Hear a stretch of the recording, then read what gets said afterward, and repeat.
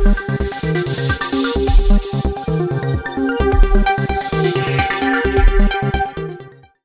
आप देख रहे हैं वॉइस ऑफ उत्तराखंड और मैं हूं आपके साथ मयंक गौड़। वक्त हो गया है दिन भर की बड़ी खबरों का। उससे पहले एक नजर हेडलाइंस पर। बर्खास्त कर्मचारियों को बड़ा झटका, हाईकोर्ट ने एकल पीठ के फैसले पर लगाई रोक। मसूरी में लाल बहादुर शास्त्री प्रशासनिक अकादमी में चल रहे 3 दिवसीय चिंतन शिविर का हुआ अंत, मुख्यमंत्री धामी ने किया योग। 3 महीनों से लापता चल रहे 22 वर्षीय युवक केदार भंडारी के माता पिता बैठे धरने पर, पुलिस की जांच प्रक्रिया पर उठ रहे हैं सवाल। उत्तराखंड सेवा दल की नवनियुक्त प्रदेश अध्यक्ष हेमा पुरोहित ने किया पदभार ग्रहण, कहा प्रदेश के ज्वलंत मुद्दों पर रहेगी पैनी नजर। और धारचूला में 2 वर्षीय नाबालिग की हत्या का मामला, पुलिस ने किया अभियुक्त को गिरफ्तार। और अब खबरें विस्तार से। उत्तराखंड विधानसभा भर्ती विवाद में स्पीकर रितु खंडूड़ी द्वारा बर्खास्त किए गए कर्मचारियों को बड़ा झटका लगा है। नैनीताल हाईकोर्ट ने सिंगल बेंच के उस फैसले को पलट दिया जिसमें उक्त कर्मचारियों की बर्खास्तगी पर रोक लग गई थी। उत्तराखंड विधानसभा सचिवालय से बर्खास्त कर्मचारियों को हाईकोर्ट की एकल पीठ के बहाल किए जाने के आदेश को चुनौती देने के लिए विधानसभा की ओर से विशेष अपील दायर की गई थी, जिस पर फैसला सुनाते हुए अदालत ने एकल पीठ के आदेश को निरस्त कर विधानसभा अध्यक्ष के आदेश को सही ठहराया। मसूरी के लाल बहादुर शास्त्री प्रशासनिक अकादमी में चल रहे 3 दिवसीय चिंतन शिविर का अंत योग के साथ हुआ, जिसमें सूबे के मुख्यमंत्री पुष्कर सिंह धामी समेत मुख्य सचिव एस संधू और सभी आला अफसरों ने योग किया। 3 महीनों से लापता चल रहे 22 वर्षीय युवक केदार भंडारी के माता पिता आज देहरादून के गांधी पार्क में धरने पर बैठे, जिसमें विपक्ष समेत राज्य आंदोलनकारियों ने उन्हें समर्थन दिया। कांग्रेस के प्रदेश अध्यक्ष करण माहरा ने इस मामले में शासन और प्रशासन की कार्यप्रणाली पर सवाल उठाए, तो वहीं यूकेडी के मीडिया प्रभारी शिव प्रसाद सेमवाल ने निष्पक्ष जांच की मांग की। 2 दिन हो गया केदार भंडारी का कुछ अता पता नहीं है। एक माँ के नज़रिए से सोचकर देखिए कि बेटे को खोने का गम क्या होता है।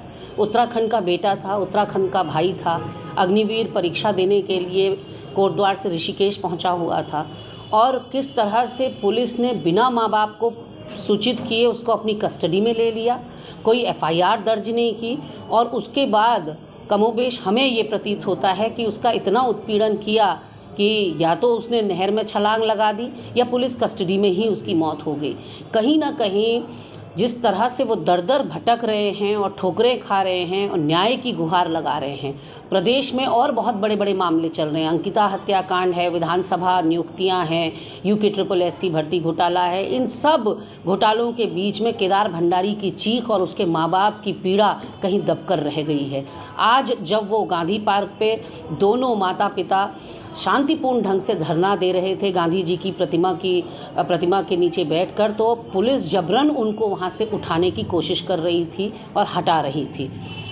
इसका पता जब हमारे माननीय अध्यक्ष करण मेहरा जी को चला, तो यहाँ जितने भी उपस्थित कांग्रेस जन थे उनको लेकर वो अफरा तफरी में गांधी पार्क पहुँचे और उनके धरने को अपना समर्थन दिया, उनकी पीड़ा को साझा करने का काम किया, और पुलिस प्रशासन से और सरकार से ये गुहार लगाई है कि कृपया करके उनका दर्द समझें। उनको समझ में नहीं आ रहा है कि वो अपने सुपुत्र की अंत्येष्टि कर दें या फिर उसका इंतज़ार करें। माँ बिलक बिलक कर रो रही थी, बाप बिल्कुल किंकर्तव्य विमूढ़ था पूरे सिस्टम को देखकर। ऐसे में ये हमारे समाज का खोखलापन दिखाता है और उत्तराखंड पुलिस की नाकामी। उत्तराखंड सेवा दल की नवनियुक्त प्रदेश अध्यक्ष हेमा पुरोहित ने आज पदभार ग्रहण किया। इस मौके पर मीडिया से बात करते हुए हेमा पुरोहित ने बताया कि प्रदेश में जितने भी ज्वलंत मुद्दे हैं उनको लेकर सेवा दल सरकार का विरोध करती रहेगी। एक बड़ा चैलेंज है आपके सामने, किस तरह से देखते हैं आगे की क्या रणनीति? चैलेंज तो कोई नहीं है, और हम लोग जो है कांग्रेस को मजबूत करेंगे और कांग्रेस की रीति नीतियों को जन जन तक पहुँचाने का काम करेंगे। और जिस तरीके से आप देख रहे हैं कि उत्तराखंड में भ्रष्टाचार व्याप्त है, उसके लिए लड़ाई लड़ेंगे। और केदार भंडारी, अंकिता हत्याकांड जैसे, किरण नेगी जैसे कांड हो जाते हैं, सरकार मौन है। सरकार का मौन रहना मौन स्वीकृति है ऐसे भ्रष्टाचारों को बढ़ावा देने के लिए। तो उसके लिए लड़ाई लड़ेंगे, आम जन की लड़ाई कांग्रेस के साथ मिलकर लड़ेंगे। संगठनात्मक तौर पर देखा जाए तो कांग्रेस कहीं ना कहीं संगठन में पिछड़ती भी दिखाई देती है, तो मजबूती के लिए क्या? नहीं, संगठन ऐसा नहीं है कि थोड़ा सा होता है, पर लेकिन अब मजबूती से काम करेंगे। और यदि हमारे उत्तराखंड में कोई ऐसी घटनाएं घटती हैं तो पूरा कांग्रेस एक साथ है उनसे लड़ने के लिए। खबर नरेंद्रनगर से है, जहां भाजपा प्रदेश महामंत्री बनने के बाद आदित्य कोठारी का टिहरी जनपद वासियों ने जोरदार स्वागत किया। इस दौरान पार्टी कार्यकर्ताओं में भारी उत्साह देखने को मिला। कोठारी ने कहा कि भारतीय जनता पार्टी विकास के कार्यों को धरातल पर उतार रही है। उन्होंने कहा कि पार्टी निकाय चुनाव और आगामी लोकसभा चुनाव में जीत दर्ज करने के उद्देश्य से मजबूती से विकास कार्यों को करते हुए फिर से जीत का परचम लहराएगी। धारचूला के गुरगुआ गांव में 2 वर्षीय मासूम की हत्या का मामला सामने आया है। मामले में अभियुक्त को पुलिस ने गिरफ्तार कर आईपीसी की धारा 302 और 307 के तहत मुकदमा दर्ज कर लिया है। सब इंस्पेक्टर बीसी मासीवाल ने बताया कि अभियुक्त को छिरकिला के जंगल से गिरफ्तार किया गया है। वादी रमेश सिंह की तहरीर पर मुकदमा FIR नंबर 41/22 धारा 302 307 आईपीसी बनाम गगन सिंह पंजीकृत किया गया है, जिसमें अभियुक्त गगन सिंह को छिरकिला डैम के पास से किया गया है, जिसे माननीय न्यायालय के समक्ष पेश किया जा रहा है। खबर उत्तरकाशी से है, जहां जिला मुख्यालय में आज वाटर स्पोर्ट्स एवं योगा के साथ गंगा उत्सव कार्यक्रम की शुरुआत हुई, जिसका शुभारंभ मुख्य विकास अधिकारी गौरव कुमार एवं अपर जिलाधिकारी तीर्थपाल सिंह ने किया। इस दौरान मुख्य विकास अधिकारी गौरव कुमार ने कहा कि योग जहां स्वास्थ्य को चुस्त और दुरुस्त रखता है, वहीं मानसिक तनाव को भी दूर करता है। खबर रुद्रपुर से, जहां लैंगिक समानता को बढ़ावा देने के लिए कैंपेन चलाए जाएंगे। जिले के सीडीओ विशाल मिश्रा ने बताया कि लड़कियों और लड़कों के लिए समान अधिकार और अवसर सभी बच्चों को उनकी क्षमता को पूरा करने में मदद करते हैं। उन्होंने कहा कि सभी क्षेत्रों की लड़कियां असमानता के खिलाफ साहस पूर्वक आवाज उठा रही हैं। लड़कियों के नेतृत्व वाले आंदोलन बाल विवाह को रोक रहे हैं। सरकार के द्वारा ये निर्देश दिए गए हैं कि हम लोग 25 नवंबर से लेकर के 10 दिसंबर तक एक जेंडर कैंपेन, जेंडर इक्वलिटी की तरफ एक कैंपेन चलाएंगे, जिसमें कल हमने सभी लाइन डिपार्टमेंट के साथ बैठक भी की थी। और इसमें हम लोग अगले 15 दिन तक विभिन्न प्रकार की गतिविधियां, कार्यक्रमों को आयोजित करेंगे और लोगों को gender equality, crime against women इत्यादि टॉपिकों पर लोगों को हम प्रेरित करेंगे, उनको जागरूक करेंगे। और उधम सिंह नगर में एक कदम बढ़ते हुए जेंडर कैंपेन के साथ साथ चाइल्ड केयर कैंपेन को भी लिंक किया जा रहा है, क्योंकि हम इसमें स्कूलों में भी बच्चों को अवेयर करेंगे, लड़कियों को अवेयर करेंगे, बच्चों को अवेयर करेंगे, ताकि उनको उनके अधिकार के बारे में पता चले। डोईवाला शुगर मिल का पेराई सत्र आज से शुरू हो गया है। कैबिनेट मंत्री सौरभ बहुगुणा ने सत्र का उद्घाटन किया। कैबिनेट मंत्री सौरभ बहुगुणा ने कहा कि घाटे में चल रही मिलों को उबारने के लिए वे हर संभव कोशिश कर रहे हैं और इसके लिए अधिकारियों से भी बेहतर कार्य करने के लिए निर्देश दिए गए हैं और किसानों की जो भी समस्याएं हैं उनको दूर करने का कार्य भी किया जा रहा है। उससे बेटर पेराई सत्र होगा, ब्रेकडाउन कम होंगे, हमारी सरकार की रिकवरी जो है मिलों की अच्छी होगी और किसान भाइयों को सुविधाएं मिलेंगी। समर्थन मूल्य उत्तराखंड का हमेशा एक नियम रहा है, एक हमने प्रोसीजर फॉलो किया है कि यूपी के समर्थन मूल्य डिक्लेयर होने के बाद ही उत्तराखंड ने अपने फैसला दिया है। तो जैसे यूपी डिक्लेयर करेगी उसके बाद हम लोग चर्चा करेंगे। पर्ची के साथ हार्ड कॉपी भी मांग रहे किसान।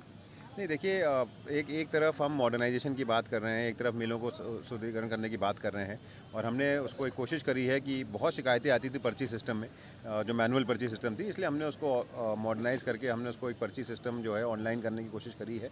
अगर उसमें कोई सुधार करना होगा तो ज़रूर करेंगे, लेकिन जो मांग है कि इसको वापस कर दिया जाए वो पॉसिबल नहीं है। वो समस्या रखी थी क्योंकि वो काम थोड़ा बड़ा है, तो इस पेराई सत्र में नहीं हो पाएगा, लेकिन हम कोशिश यही करेंगे कि अगले पेराई सत्र जो शुरू होगा उसके इस टाइम और उस टाइम के बीच में इसकी कोई ना कोई इसका निकाला जाए। समर्थकों की जो फाइल है वो सिर्फ एक डोईवाला नहीं, वो 5 चीनों मिलों की फाइल पेंडिंग है। एक ही फाइल चल रही है, उसमें पूर्ववर्ती सरकार में कैबिनेट ने माननीय मुख्यमंत्री जी को अधिकृत किया था और माननीय मुख्यमंत्री जी ने उसमें एक चीफ सेक्रेटरी की कमेटी बना दी थी अध्यक्षता में। हमने उसमें फाइल भेजी थी, उसमें कुछ आपत्तियां लग के आई हैं, उसका निस्तारण किया जा रहा है। को बहुत बहुत शुभकामनाएं देता हूँ। देहरादून में दर्जनों निवेशकों और उद्योगपतियों के ठिकाने पर आयकर विभाग ने छापेमारी की। दिल्ली से आई टीम ने कई निवेशकों और उद्योगपतियों के घर और अन्य ठिकानों पर छापेमारी की। मिली जानकारी के मुताबिक देहरादून के प्रॉपर्टी डीलर मंजीत जौहर, राज लुम्बा, मेहता ब्रदर्स, नट्स भाटिया, नवीन कुमार मित्तल और भूमाफिया मितिन गुप्ता के ठिकानों पर रेड हुई है। ज्योतिर्मठ के आदिगुरु शंकराचार्य स्वामी अभिमुक्तेश्वरानंद प्राचीन गांव हाट लक्ष्मी नारायण मंदिर पहुंचे। इस दौरान उन्होंने मंदिर परिसर में अनुयायियों से भेंट की। स्वामी अभिमुक्तेश्वरानंद ने हाट गांव पहुंचकर ग्रामीणों से उनकी समस्या सुनी। ग्रामीणों ने मंदिर विस्थापन और कंपनी के तानाशाही रवैयों को लेकर जानकारी दी। उन्होंने हाट गांव के धार्मिक महत्व को बताया और हजारों वर्ष पुराने लक्ष्मी नारायण मंदिर के अस्तित्व को बचाने की प्रार्थना की। सोशल मीडिया साइट फेसबुक पर महिलाओं और युवतियों के नाम से फर्जी आईडी बनाकर लोगों से अश्लील चैट करने और उनको ब्लैकमेल करने के आरोपी युवक को पुलिस ने गिरफ्तार कर लिया है।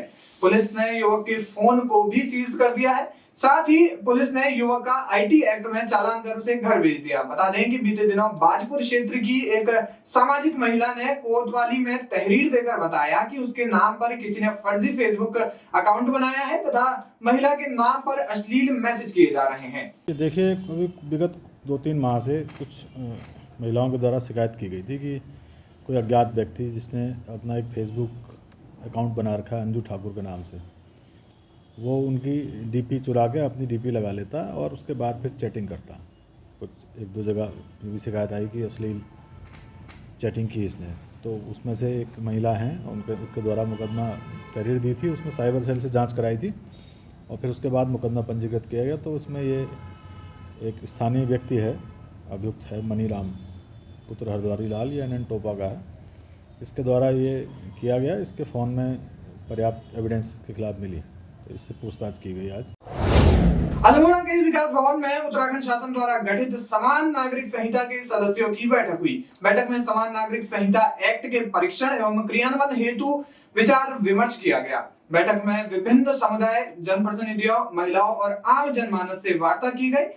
पूर्व IAS शत्रुघ्न सिंह ने कहा कि समिति राज्य के सभी समुदाय, जनप्रतिनिधियों के लोगों के साथ विचार एवं सुझाव लिए जा रहे हैं। समिति उन पर गंभीरता से अध्ययन कर उत्तराखंड शासन को रिपोर्ट प्रस्तुत करेगी ताकि समान नागरिकता संहिता एक्ट में सम्मिलित कर एक सशक्त एक्ट बना सके।